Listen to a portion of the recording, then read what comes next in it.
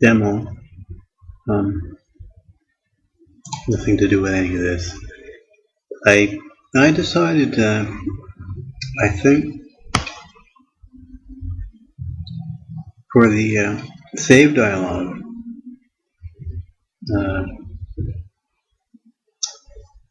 this here, you shouldn't have to open a file in order to get it to remember. So, and for this thing as well. This will just be remembered next time, no matter what. If I go, and the reason is because I know the kind of scenario that's going to come up all the time, for me anyway, probably for you too, is that you're in the editor and you're in the save dialog, and you want to, let's say you're trying to save something, one file, right? And then you realize, oh, there's another file I got to put in here, or something. Not this one, but something else. So, okay, I'll remember this and cancel, right? And then I'll go and open the file I really wanted to save there. And then I press save, and then I'm back to where I was. Then I can turn it off, right? And there's nothing lost by that. It just adds more flexibility. As far as this box, well, just because you hit cancel doesn't mean you lost interest in this type of file, right? If I'm looking for all files. I didn't find what I wanted, and I press cancel. If I really don't want star.star, I don't have to, I can put it back to what I wanted. So I don't think there's any call for a success to save these values off, and B, the way I've implemented this is in what I think is the natural way, which is if I click remember this folder, and then I click around some more,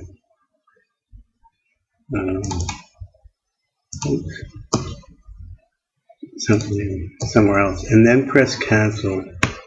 The folder that should be remembered is the one that was marked by when I clicked that button, and that's the one it should take me back to, and that is the one it takes me back to. Right? Is that the one I clicked it on? I think so. Well, let's check again. Make it obvious.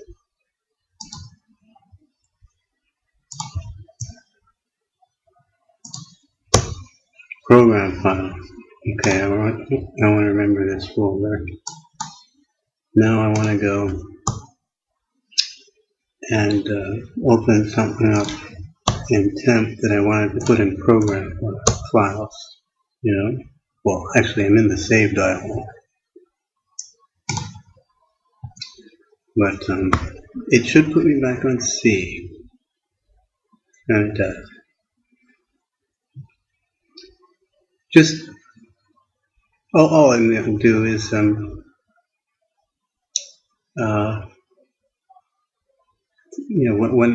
when this suddenly clicks on, that means that the user wanted to remember that folder. If somebody presses save and this is on, that means the user wanted to remember that folder.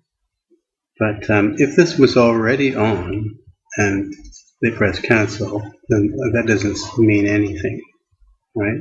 There's no event associated with that scenario. So it seems more natural to me, and that's the way I'm going to keep it, unless somebody feels otherwise about it.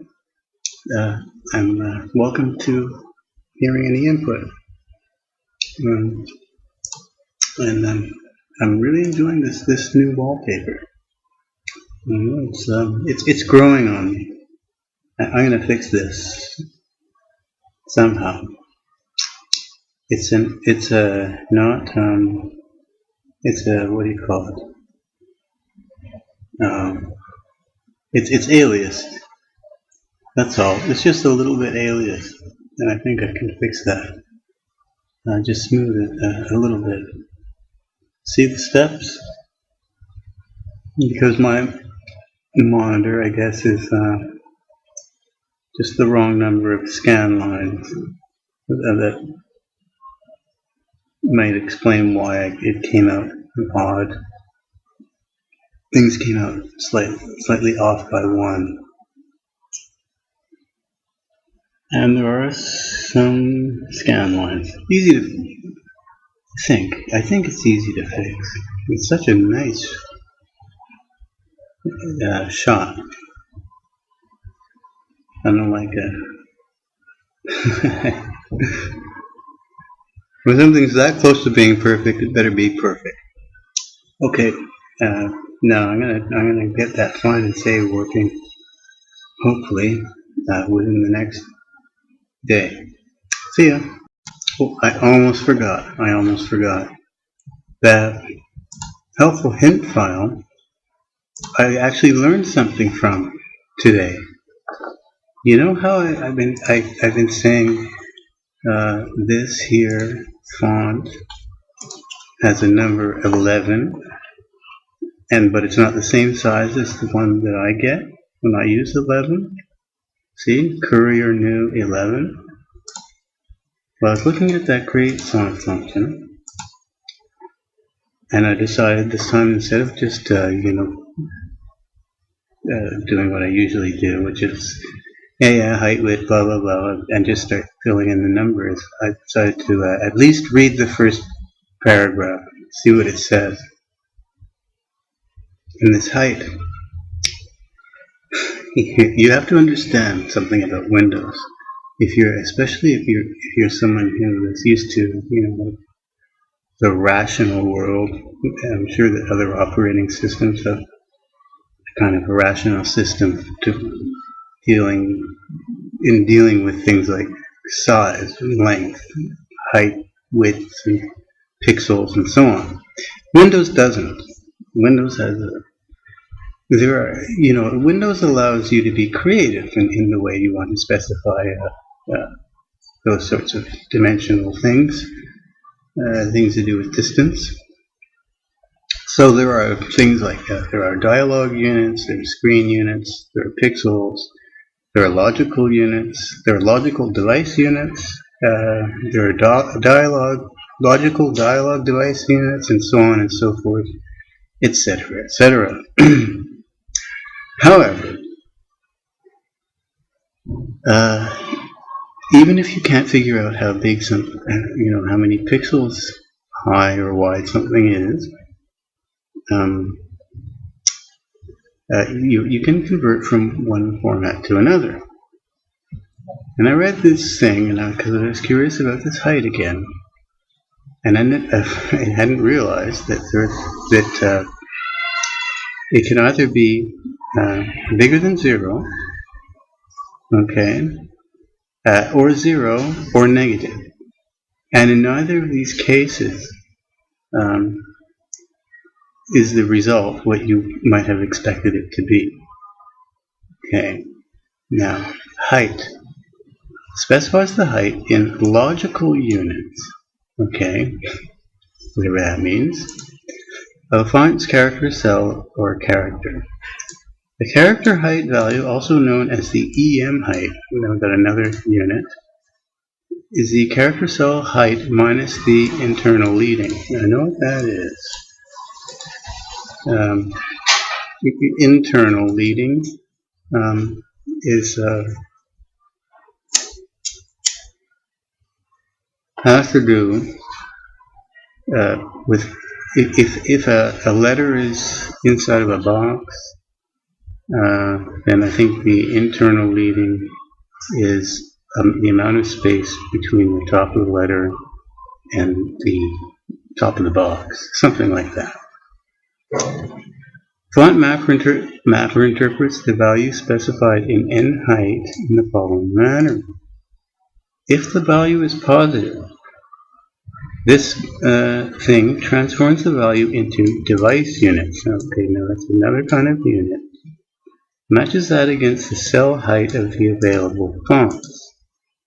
Okay, and so it's trying to match in device unit the cell height of the available fonts. Now that would be the height of one of those boxes. Okay. Now 0. The font mapper uses some kind of default value when it searches for a match. No idea what default might be, but most importantly, if negative, transforms the value into device units, which is like this, and matches the absolute value against the character height of available fonts instead of cell height, you see? So this one will give you a bigger value than this one because cell height is generally larger than character height. The characters are inside the box and there's leading. There's this internal leading and there's external leading and this and that, various leadings. But the character height, therefore a negative value is going to give you a bigger match. Now, that's only first part of the story. Second part. For all height comparisons, mapper looks for the largest font that does not exceed the requested size. The mapping occurs when the font is used for the first time. For this mapping, largest font that does not, so it's only done once. For something called text, I assume multimedia, or mapping mode, I see. For the mapping mode text, you can use the following complicated formula to specify a height for a font with a specific point size. Get it? All you do is you take your point size that you've been given, like 11, and put that here in this magic formula, and run this magic function called muldiv, taking device caps log pixels y, comma 72 magic number. Now I was looking at device cap, and what is this log pixels y? Just to be curious. I have log pixels y.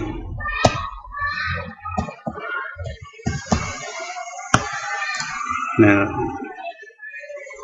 this is the number of pixels per logical inch.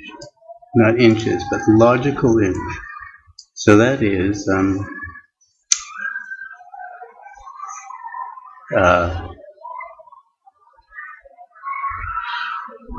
well, you see, a monitor has something called dots per inch. I know that, and so many dots equals 1 inch.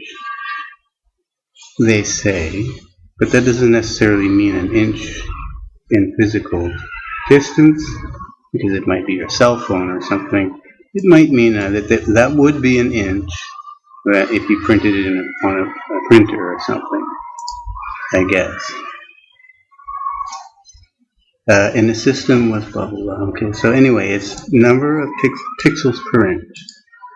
Pixels per inch, and that's like DPI, dots per inch. I'm pretty sure, and I've heard this 72. It's like a common dots per inch. So if you go from here, if this is 1 inch, there ought to be 72 dots. I wonder if we can test that.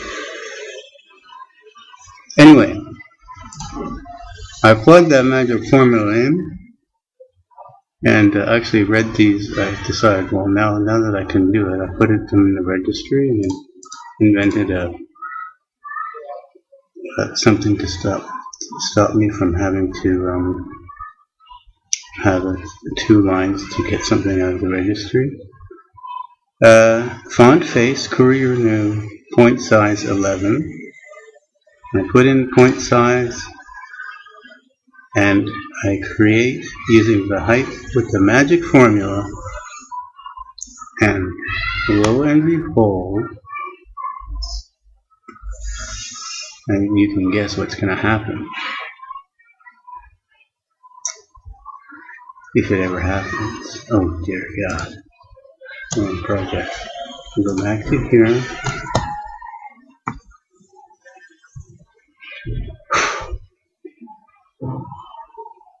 It should take these out of the registry, I hope.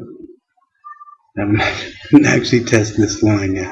If it doesn't work, I'll just put the text back.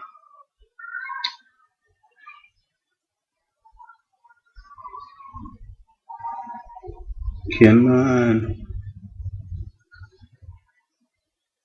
Alright, now let me open up like this here. Come on. Now, you see that? Let's have a look at what Notepad thinks of that file. What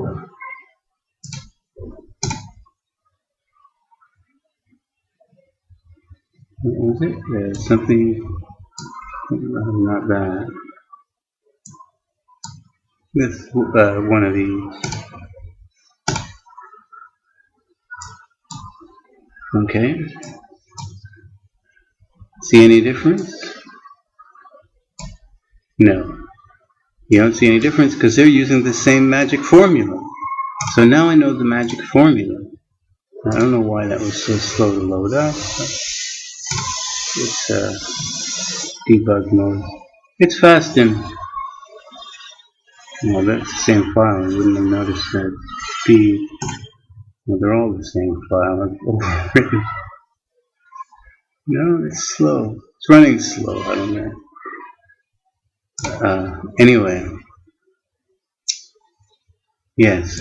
Oh, and this magic function. I can tell you how that function works. This here is called mul div. So what you do is you multiply and then you divide. Same thing.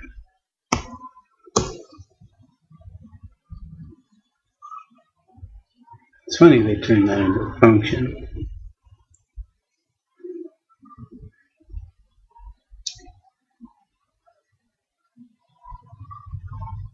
And the reason I know that this is correct,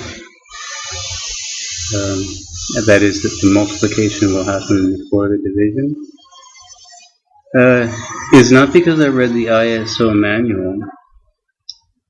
It's because I was writing a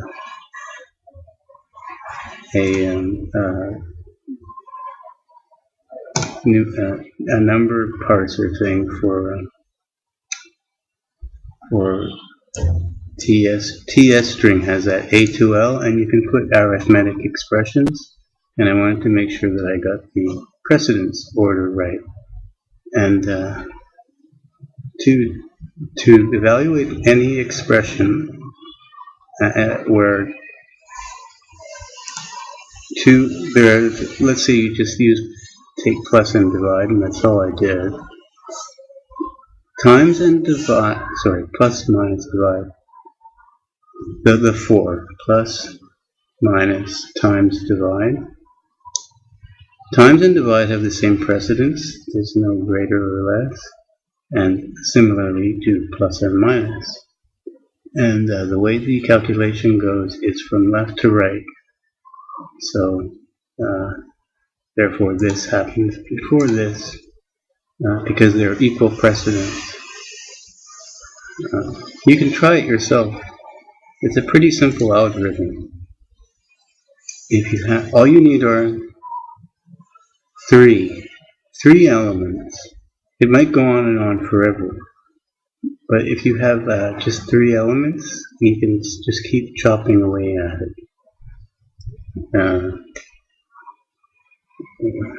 how does one get a empty blank piece of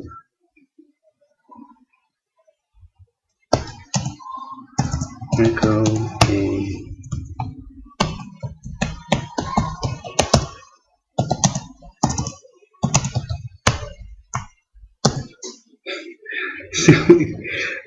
you know how much work it would be involved in actually creating a blank text file in here? Okay. If you have A operator, B operator, C, and on and on and on, and if the way you can do it is like this, you can see two operators, right? You don't need to see any more. If this operator has the same precedence as this operator, then you can do this part first. Okay, and then now you have D here, and then you can read in the next, right? If this operator, that was greater precedence, so I'll use uppercase. So that was that. Uppercase is high precedence.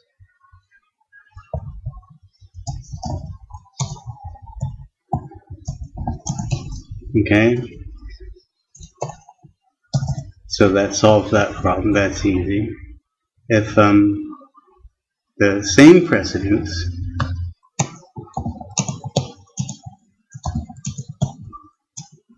and you can work this out on your own. It's really easy to figure out.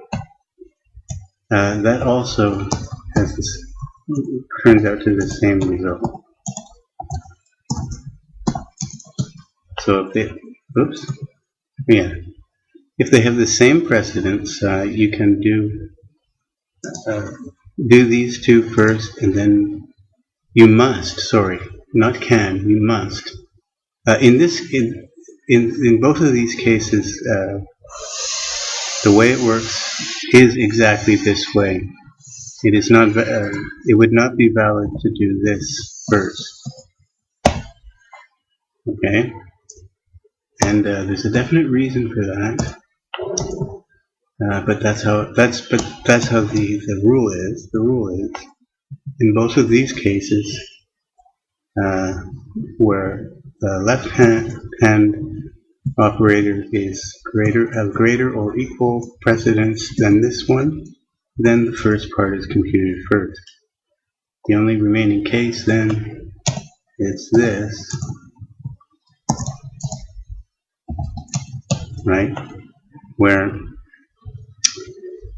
in which case this is of lesser precedence. In that case, try to make these line up. You do this. Then you do B and C, disregarding all the rest here first, and that gives you a let's say D.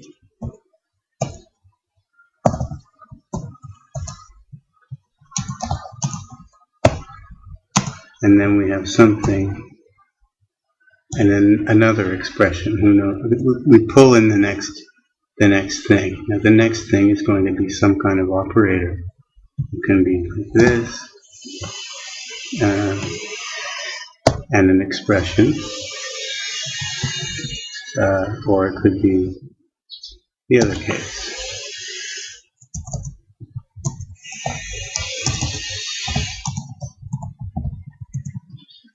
Right?